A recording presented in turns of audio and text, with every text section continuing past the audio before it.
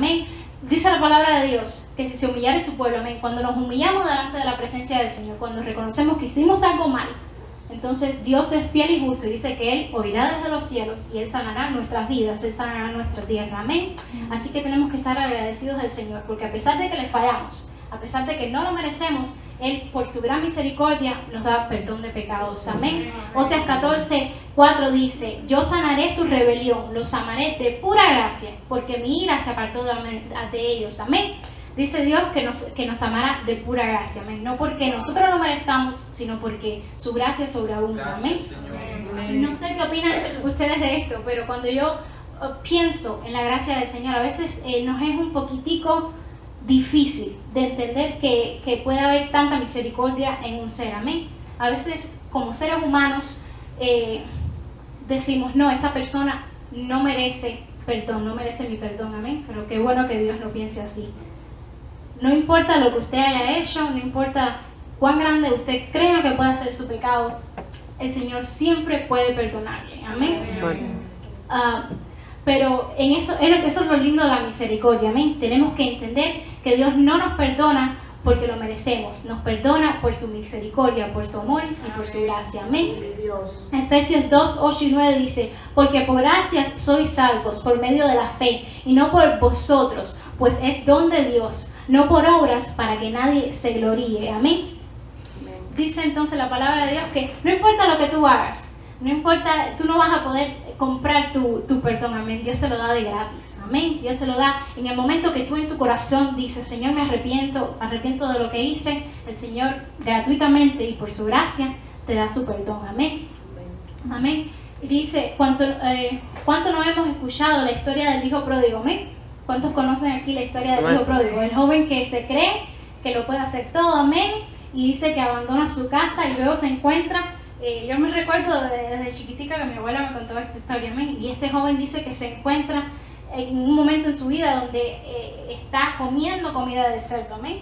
Donde no tiene un techo donde resguardarse, y dice que en su corazón, él dice: hasta los jornaleros de mi padre viven mejor que yo, amén. Y decide en su corazón y se arrepiente de haber abandonado a su padre, amén. Y yo me pregunto, ¿por qué usted cree que su padre le perdonó, amén? ¿Se lo merecía el muchacho? Si cuando leemos la palabra dice: cuando aún estaba de lejos, lo vio su padre, y fue movido a misericordia, y corrió y se echó sobre su cuello, lo besó, amén. El muchacho no recibió perdón de su padre porque él había hecho algo para merecerlo. Incluso cuando dice que ya el muchacho dice: me voy a regresar a la casa de mi padre, porque incluso si él me hace uno de sus jornaleros, entonces viviré mejor de lo que estoy viviendo ahora. Y dice que cuando ya el muchacho se estaba acercando a su casa, parece que su padre estaba afuera, amén. Dice que le ve de lejos, alza sus ojos y dice que su corazón se movió a misericordia y corrió hacia su hijo, lo abrazó en el cuello y lo besó, amén.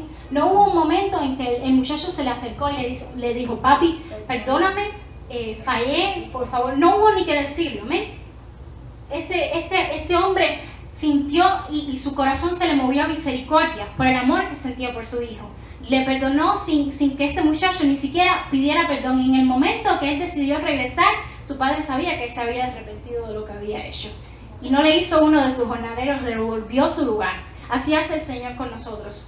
No se crea que el Señor ahora, porque usted cometió pecado, entonces Dios le perdona, pero lo va a estar mirando de medio lado. Va a decir: no, porque mira, fulanito nunca me ha fallado, pero menganito me falló. Así que yo lo perdoné, pero así no funciona. Cuando Dios te perdona, te perdona. Amén. Y dice que Él tira tu pecado en lo más profundo del mar. Amén. Lo desaparece. Así que no te estés aguantando tu pecado, no dejes que ese pecado te arrastre o te robe la bendición que Dios tiene para tu vida. Amén. Cuando Dios te perdona, Dios te bendice como si nunca hubiera ocurrido nada. Amén. Así que dale gloria a Dios porque Él es bueno. Amén. También quiero recordarles la historia de Mefiboset. Amén. ¿Cuántos conocen la historia de Mefiboset? Una de las historias de misericordia más bonitas de la Biblia. Amén. Por si no la conocen, amén, Mefiboset era de la descendencia de Saúl. Amén. Todos conocemos lo que sucedió con Saúl y cómo él, después de que Dios lo había escogido como rey, Saúl se aparta de Dios, amén, y comete pecado que lleva a que su casa entera desaparezca, amén. Y este muchacho dice que David, ya siendo, amén, rey, dice que él se acuerda, amén, y dice que quiere hacer misericordia con la casa de Saúl, amén.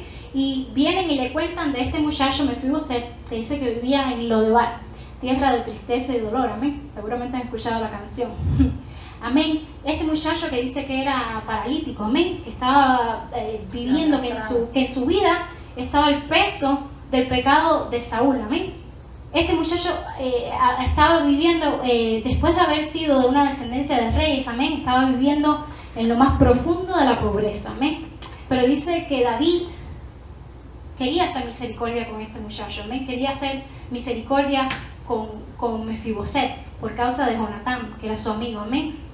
No importa, mi punto en esta noche es, no importa tu pecado, amén. El peso del amor que Dios siente por ti es más profundo que el peso del pecado en tu vida, amén. El peso del amor que David sentía por Jonatán, su amigo, amén, era más pesado que el peso que él sentía por el pecado que su padre Saúl había cometido, amén. Así que acepte el perdón de Dios, amén. No sé, como ya le dije, no se esté atando a lo que ya pasó, amén. Una vez que Dios le perdona, le perdona.